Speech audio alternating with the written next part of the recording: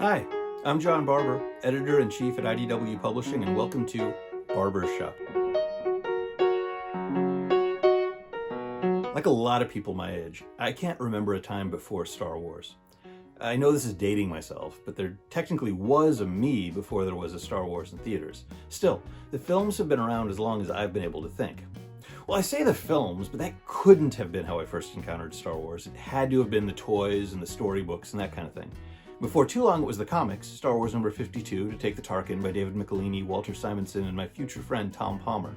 The characters and their adventures and their stories and philosophies of the Jedi and all of that all fed my interests and fueled my imagination. Again, I know I'm not alone. Star Wars is really popular, and claiming a personal connection, claiming this started me down a road that led to, well, to this, tying all that together into one of the most popular things humanity's ever invented, can't feel that personal, except it does. So I'm proud and happy that IDW continues to publish Star Wars comics for kids, and this week we're relaunching our flagship title, Star Wars Adventures, with a new #1 issue. I've been enjoying the previous series a ton. I even got to write some of it, which was a real thrill. These are in-canon adventures. We work with Lucasfilm and their story group to make sure every tale we tell fits in with the films and video games and TV shows and animation, and the publishing from our friends in comics and elsewhere. These stories are aimed at kids, but enjoyable to all fans who like to be taken back to childhoods full of, well, Star Wars adventures. Not that these are retro, one of the most fun things about the series, and we're continuing it into the new run, is that we get to jump around to all eras of Star Wars mythology. Not just the ones that I grew up with, or the ones that you might have grown up with. And I mean, we all have our favorites from that history. But for me, even the stuff that's not my favorite at first glance has generated some really great stuff that I do love, and the comics get to build on that. I mean, laying my cards on the table, flat out, my favorite thing about the new trilogy, and there's a lot of things I like about the new trilogy, my favorite has been the characters. Rey, Finn, and Poe really resonated with me. BB-8 too.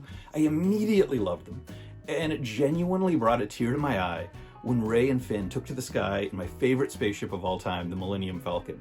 I felt like it was really nice to see this thing I loved being in good hands with the new generation.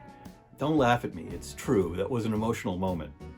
One disappointment, though, is that I really wish we'd had time to see Rey, Finn, and Poe together more, the way I grew up with Han, Luke, and Leia, getting to enjoy their adventures between the movies and the comics and novels and the sagas that played out streaking across my backyard in Kenner X-Wings.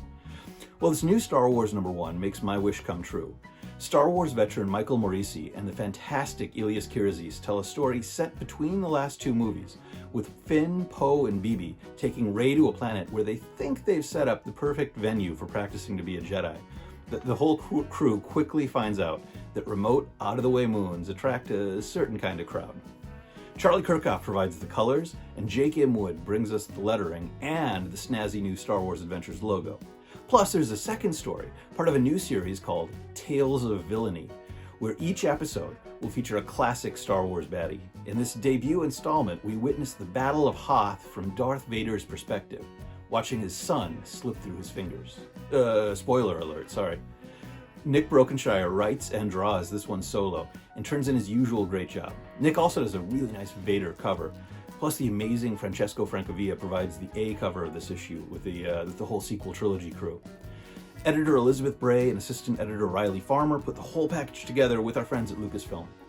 It's a great way to share some cross-generational love of Star Wars with your kids or nieces and nephews, and a great way to just enjoy it yourself, and remember the things that, a long time ago, first made you love that galaxy far, far away. So visit the IDW website or your local comic book shop or retailer and check out the new Star Wars Adventures #1. And as always, let's use this time to connect and keep the IDW community active. If you have any questions, put them in the comments below and I'll answer what I can. That's all for this week. Remember, you can keep up with IDW on social media and check back here every week for news and updates. Thanks for watching.